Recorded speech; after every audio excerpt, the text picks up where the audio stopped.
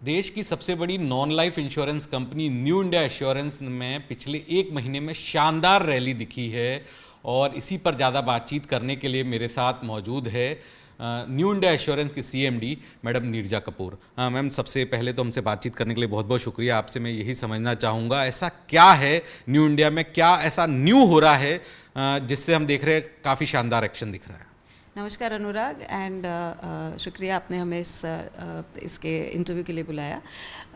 New India में काफ़ी काम हो रहा है, वैसे भी सारा time everyone is very busy in a lot of initiatives. अभी हम काफ़ी नए इनिशिएटिव्स में हैं, जैसे अभी आरबीसी का इम्प्लीमेंटेशन होगा, आईएफआरएस का इम्प्लीमेंटेशन, इस सब की तैयारी कर रहे हैं और नए प्रोडक्ट्स ला रहे हैं मोटर में, हेल्थ में, और जो एग्जिस्टिंग प्रोडक्ट्स हैं उनको एक्सप्लोर कर रहे हैं कि कैसे मोर मार्केट फ्रेंडली बनाए, मोर पॉलिसी होल्डर फ्रेंडली बनाए एंड क्या इम्प्रूवमेंट्स ला सकते हैं जो हमारे कस्टमर्स चाहेंगे इन प्रोडक्ट्स। मैम, एक चीज़ और आपसे समझना चाहूँगा, कंबाइन रेशियो है उसका आप क्या टारगेट लेके चल रहे हैं और क्या हाल के दिनों में किस तरह के इनिशिएटिव आप लेंगे जिससे कंबाइन रेशियो को और इम्प्रूव किया जा सके? हम काफ़ी इनिशिएटिव्स ले रहे हैं कि हमारा combined ratio at least 5 percentage point से कम हो as compare to last year. पर in the last few months हमने देखा है कि काफ़ी क्लेम्स का इम्पैक्ट आया है। फॉर इंस्टेंस जैसे ये साइक्लोन बिपरजॉय आया था पहले in June, then we had north India में काफ़ी हेवी रेन्स हुई थी,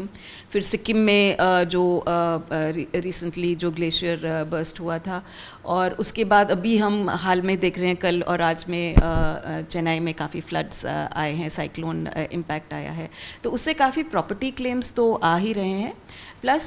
we are seeing an increase in motor claims also, in third-party claims particularly, और थोड़ा सा हम देख रहे हैं कि हेल्थ में भी मेडिकल कॉस्ट बढ़ रही हैं, तो उससे इम्पैक्ट आ रहा है हमारे ओवरऑल रेशियो में। दो हमने देखा है कि हमारा अच्छा ग्रोथ हुआ है मोटर में इस साल, कोई 20% के करीब ग्रोथ हुआ है ओन डैमेज में, 20-25% का, और थर्ड पार्टी में नियरली 5 to 6% का ग्रोथ हुआ है, even though third party rates have not gone up. We are seeing good increase in our business. हमारा एजेंसी का बिजनेस भी काफ़ी इम्प्रूव हुआ है recently in this particular year.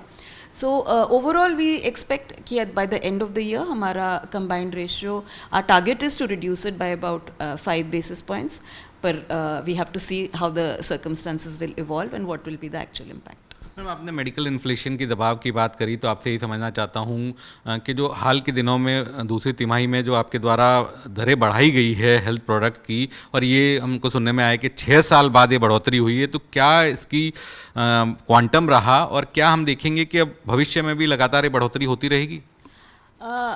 Actually as per IRDA की जो गाइडलाइंस थी उसके मुताबिक वंस एवरी 3 years हम प्राइस को रीवैल्यूएट कर सकते थे और उसको देख सकते थे कि if any price increase is warranted, तो 3 साल में हम एक बार करते थे। तो ये एक्चुअली हमारा प्राइस इंक्रीज 3 साल के बाद इट वुड हैव कम इन 2020, पर क्योंकि उस वक्त कोविड का काफ़ी भार था, सभी पैंडेमिक चल रहा था, तो हमें ये हम प्राइस इंक्रीज़ करना नहीं चाहते थे उस वक्त,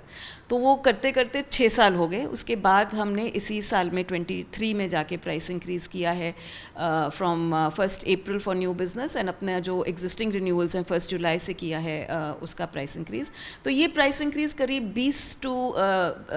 30% के करीब रहा है, एवरेज अराउंड 25% जैसे आपने कहा। पर this is more to take care of the medical inflation that has happened in these 6 years, and अगर आप देखें medical inflation has been and is continuing to be much higher than the regular inflation जो हमारे country में है, तो उसकी वजह से इम्पैक्ट बाद में in coming years, to avoid कि हम हर एवरी 3 to 4 years बहुत ज़्यादा इम्पैक्ट आता है हमारे पॉलिसी होल्डर्स का, तो ये अवॉइड करने के लिए हम सोच रहे हैं कि going forward from next year onwards थोड़ा थोड़ा marginal increase we will try to do every year, so that there will be lesser impact, large impact on our policy holders. मैं एक चीज़ और समझना चाहूँगा आपसे, जो 100% कैशलेस की बात की जा रही है, तो इसको कितना आसान होगा इम्प्लीमेंट कराना, और अगर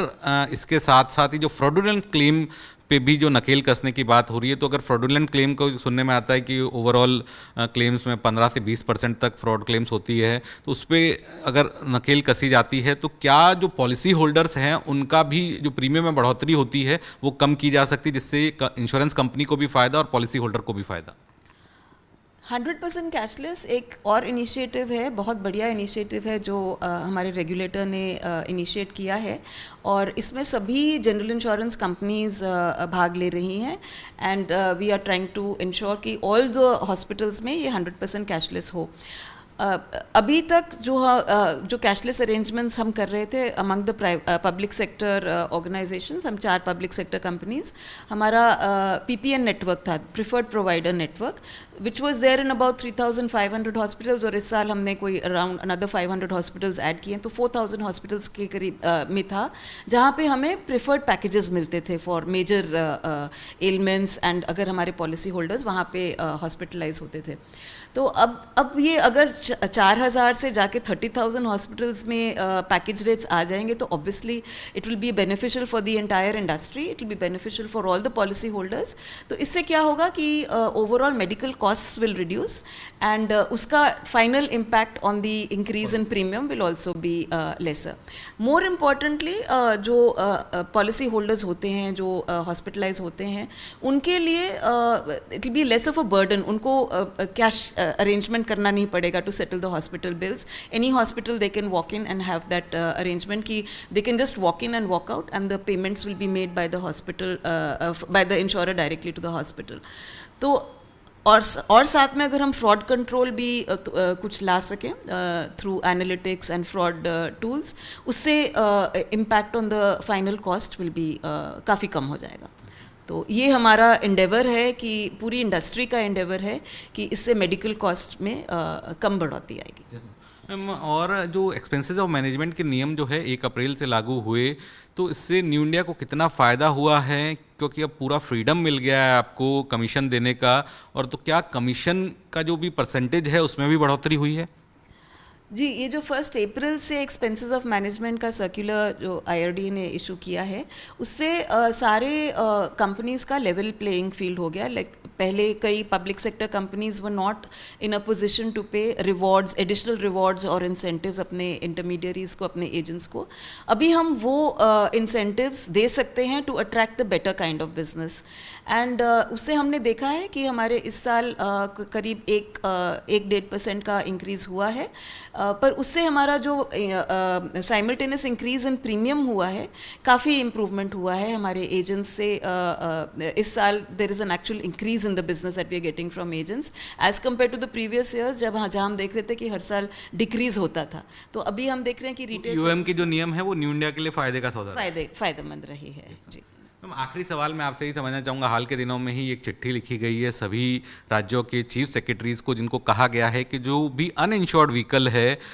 उनको इंश्योरेंस के दायरे में लाया जाए, एनआईसी का डेटा का इस्तेमाल किया जाए। तो ये जो डेवलपमेंट है, ये न्यू इंडिया के लिए कितना बड़ा डेवलपमेंट है, और इसको आप किस तरह से एनकैश करेंगे? ये बहुत वेलकम स्टेप है जो रिसेंटली लेटर्स गई हैं सभी स्टेट्स को कि अनइंश्योर्ड व्हीकल्स का भी इंश्योरेंस होना चाहिए। हर स्टेट में अगर आप देखेंगे तो 40 से 50% के व्हीकल्स रिमेन अनइंश्योर्ड।